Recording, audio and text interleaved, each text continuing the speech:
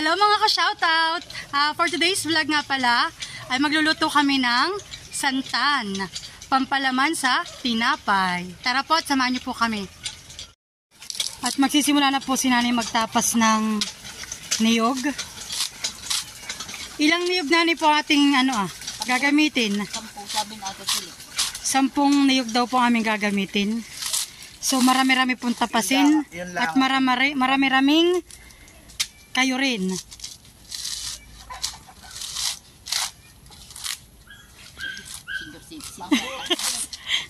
Senior citizen na po kaya talagang malakas pa rin.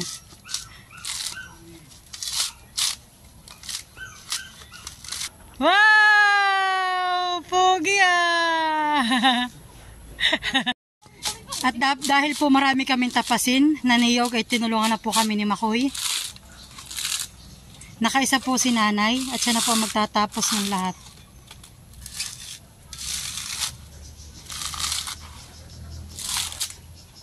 Panduop.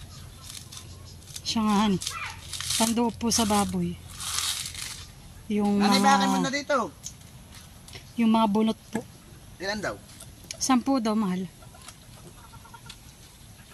Hindi ka pupulot ko, 10 ngayog dun. Isang buwi. May tubo na.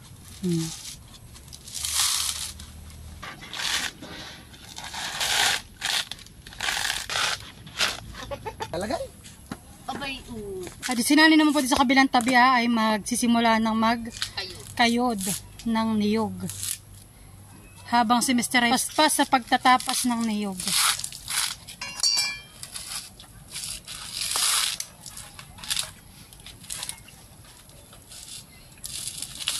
Sarap ng tubig.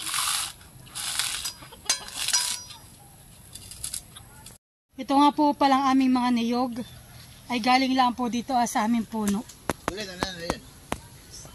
Kung titingnan naman po niyo, sobrang dami pong mamunga.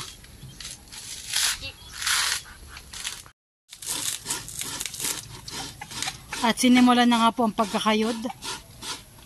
Medyo masakit-sakit po yun sa kilikili. Tapos ay gagatain pa po na yan eh.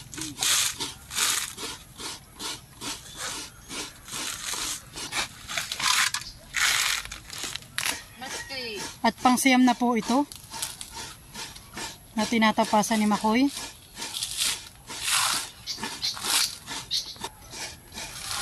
At pang-10.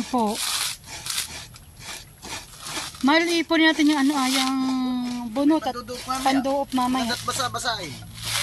Hindi masyadong madigit. Dali mo na doon.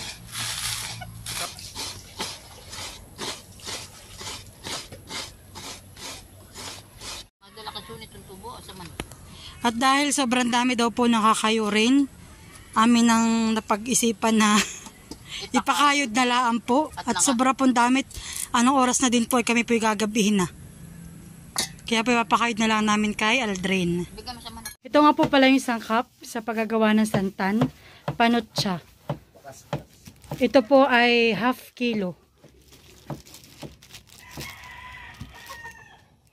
Ayan po at ginagata na po ni nanay yung 10 kabuong niyog.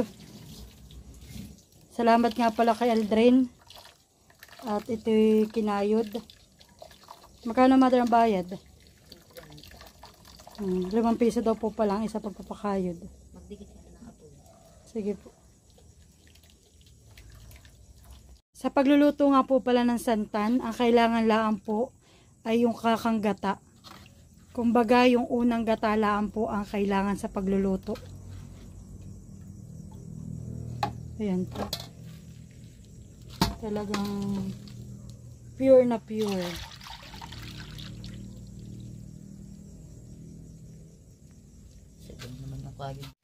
Ako nga po pala ay dikit na ng apoy dito sa pugon. At isasaklang na po namin ang gata. Wala nang sabi ni Aldrin. Tiya, pag ikaw yung nagpabukas ng pagluluto, baka medyo may antang. Ang ganito po. Babay din na magluluto. Bago nga po pala namin isaklang itong panutsa, ay titilad-tilad din po muna para po mas mabilis matunaw.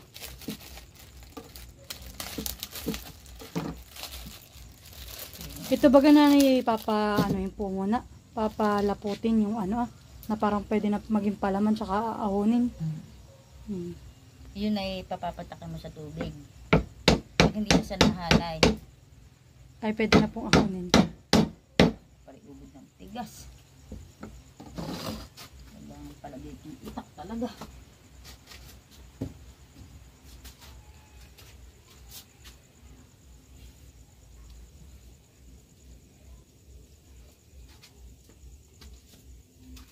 Niningas na po.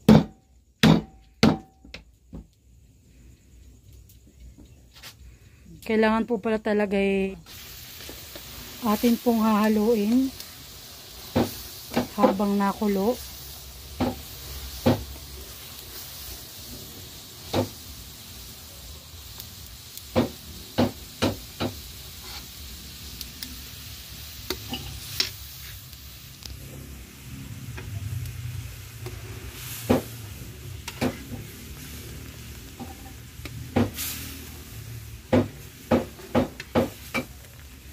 Di parang siya nabuo-buo. Ha? Parang nabuo-buo po siya.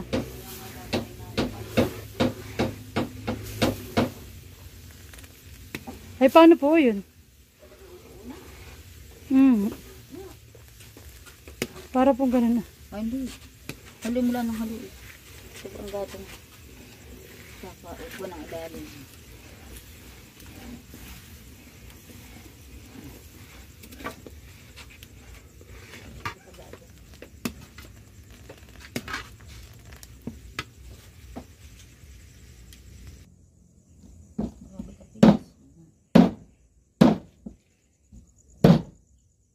Ayan po, nahati na ni nanay yung isa. Sobrang tigas po. At lalagyan na po natin ang panotsa. Yan.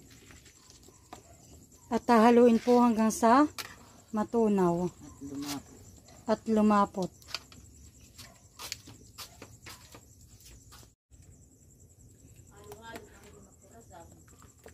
Kailangan daw po pala ito halo nang hindi po siya magkurasaw. Yung pong kurasaw yung pong namumuo ng mga ano po, nagbubuo-buo po yung kanyang gata.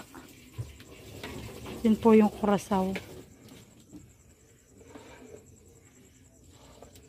Yan, nagkukulay brown na po. From white color po ng gata, nagbabrown na siya gawa ng panotsa. Ayan po, unti-unti na po natutunaw. Maliliit na po ang ating panotsa.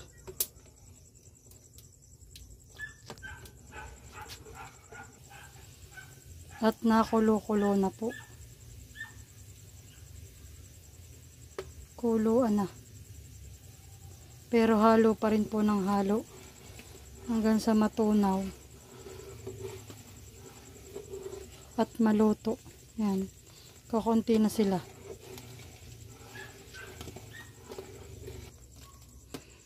Ayan po, at tunaw na ang panotsa natin. Hihintayin na lang po natin na maluto at pwede nang ahonin. Siguro na mga ilang minuto pa ito. Mga ilang minuto pa po. Pag yun nga siya magamit ng haluin.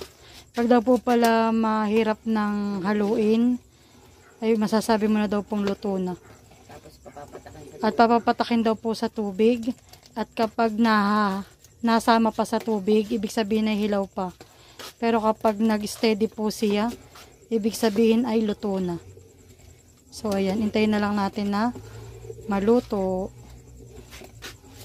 Habang halo ng halo.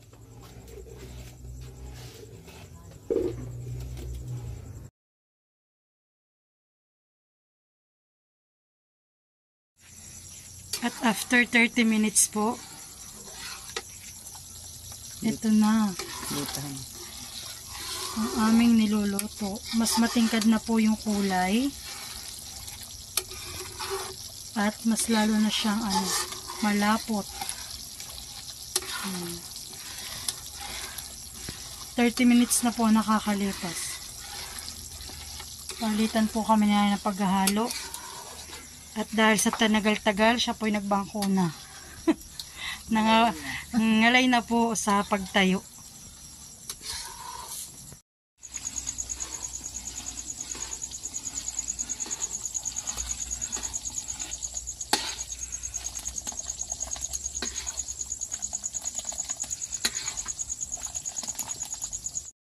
Magta-try po tayo kung luto na ang ating santan. Kung siya po ay hihiwalay pa sa tubig o hindi na. Kasi buong pumatak mo. Ay, Hindi pa. ibig sabihin po hindi pa siya luto. Ang pagkakataon po, tatry namin. Nahiwalay pa rin. Ano may mapasubra. Pero parang okay na siya, nanay. Parang okay na siya po. Ito ah. May baling mapalambot ay huwag mapatigas at Oo, talaga. nanay, okay na siya. Hirap makuha sa kuwan. Hirap makuha sa garap. Ayan po at luto na po. Amin na pong aahunin.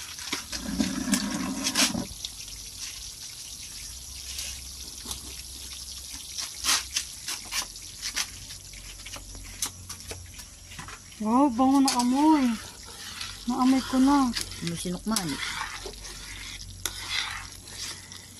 Sarap. May pampalaman na po ako sa wet bread ko. Ano mo ito yung malabing na. Natural oil. At ang pipingan. Huwag mo munang awatin yung gato.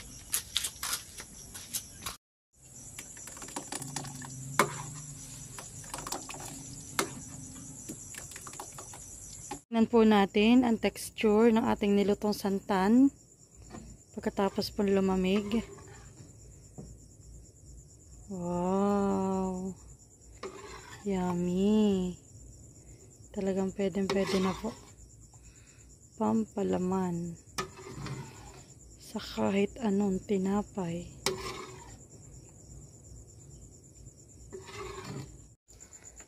Ayan po, sasali na po namin ni nanay muna sa pitsil para po bukas ay madaling maisalin sa mga garapon. At bibigyan po namin sila nanay Flor. Ayan, wow. Yummy. Ano kaya ito? Talaga. Mukha naman nanay na ay sa atang gawa. Ha? Mukhang okay po ang gawa natin. Ano kaya naman maeba ko ititigas nga. Paray ka naman po. Ang ganda yung may kuna. Dami din pala. Ano? Oo, nanay. Kala mo lang ay kakaunti po. Kumadin na unti ano sa papanutsa. Tapos yung tamis po'y tamang-tama lang.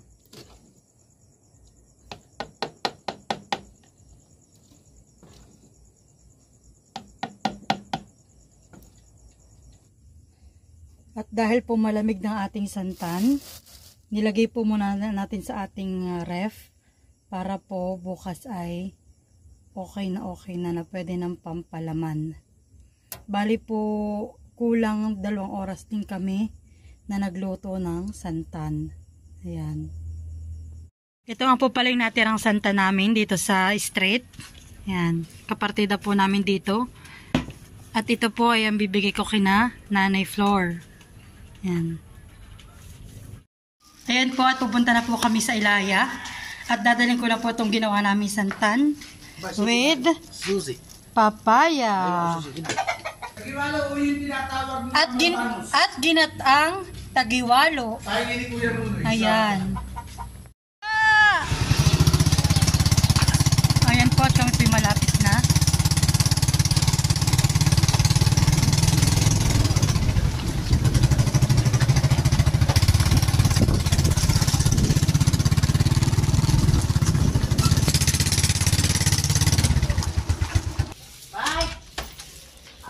Mother, santan, Salamat. and papaya. Kami ni Mother nagluto ng santan. Kailan? Kagabi po. Salamat.